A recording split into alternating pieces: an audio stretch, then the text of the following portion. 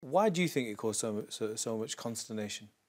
Well, quite frankly, I think it was an example of Western media outpouring of blatant Islamophobia. I Okay. mean, it was totally disgusting and embarrassing, to be honest with you, to see journalists acting disgusted by this gesture when they didn't even know what it meant and what was behind it. I mean, quite frankly, the Arab culture is based on feelings, emotion, and gestures, kind-hearted gestures.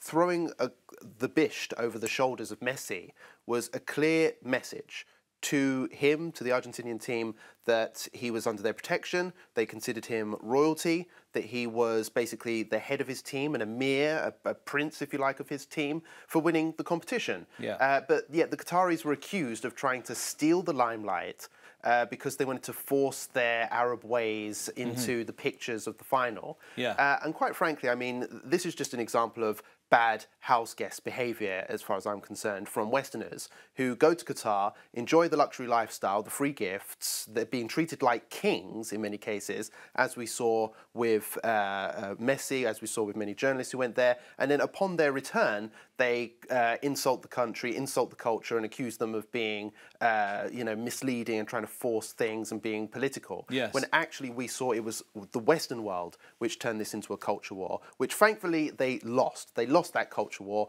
because I think most people will agree that Qatar, the Arab culture, Islam came off as the real winners in that competition. It may have been Argentina that won on the pitch, but Qatar, I think the Arab world and Islam and Palestine, all the others, they were the real winners from this competition, I'm very happy to say. And a BBC poll has even proven that, as in when questioning their audience, which was the greatest World Cup ever in the last 100 years, Sure. Qatar won in a landslide.